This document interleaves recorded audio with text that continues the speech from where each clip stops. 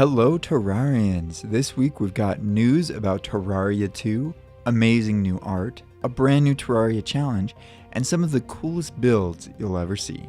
This is the Terraria Show.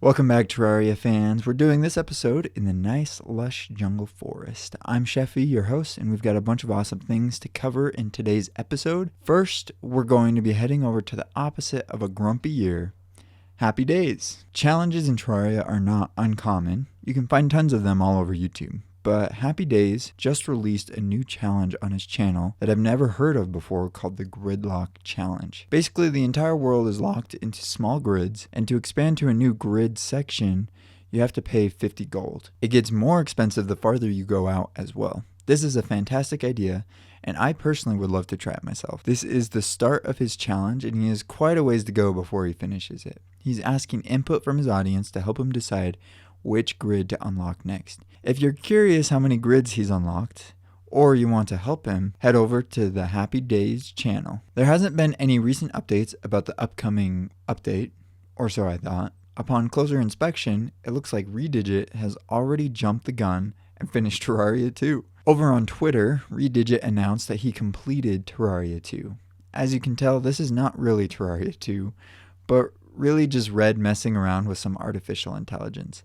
He plugged in a few Terraria prompts, and the AI was able to pump out a short, interesting text adventure. For a text game made with just a couple prompts, it's pretty good. Earlier the same week, Redigit also asked the artificial intelligence to give him some suggestions for new ideas to add to Terraria. All of those responses were very vague, but as he pushed for more specific responses, the AI came up with the idea for a new magic crystal block. I think it's safe to say that the community's suggestions won't be replaced by a computer anytime soon.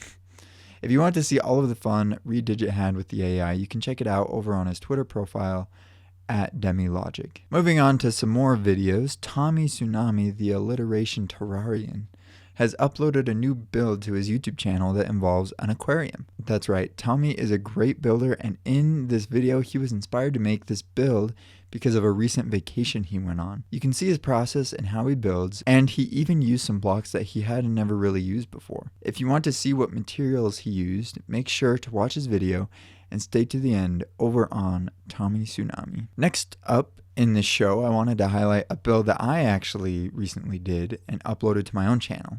You could say it was out of this world. I'm just kidding, but it was a space station.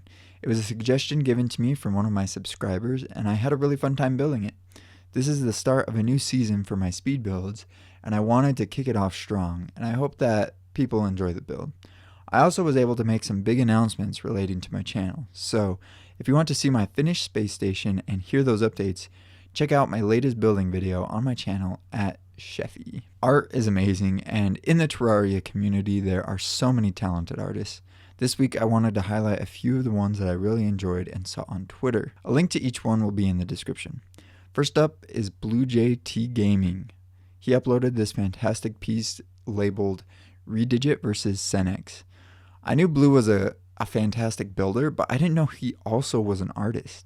It was a welcome surprise, and I hope to see more from him in the future. Next, we've got a freaking awesome celestial sigil made by Sia. Sorry if I pronounced your name wrong. I'm not an artist myself, but I just feel like the colors work so well together, and there's so much detail. This would be an awesome desktop wallpaper. Next up, I found this piece by Myhull. Not sure if his Twitter name is a typo, but he created this art piece depicting the Molten Armor set. Maybe someday I can be that ripped.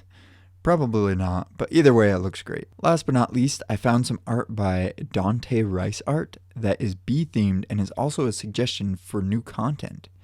It's called The Honeymoon and looks like some sort of bee invasion. I think this would be a great addition to the game. And I think it would be funny to have the event be triggered by someone wearing a full set of wedding vanity to go off of the play on words. This idea was very thought out, and he even posted details about the event below his original tweet. definitely go check it out on Twitter. If you've stuck around this far into the video, I really appreciate it. Maybe consider subscribing so you can catch every Terraria show in the future. Finally, our last news for this episode is over on Reddit. I like to take a look at the top posts for the week, and this week it happened to be a build. This was built by user Indu555, and holy crap, this thing is magnificent. I don't even know where to begin. They built a fountain that looks real, with like shading and everything inside of Terraria. It blows my mind what people are capable of nowadays. If you want to see the post yourself, head over to the Terraria Reddit. Thanks for watching. Make sure to hit that like button if you enjoyed the episode, and I will see you all in the next one. Oh, and if you have any suggestions for people you would like me to highlight on the next episode, leave a comment or message me on Twitter. Bye.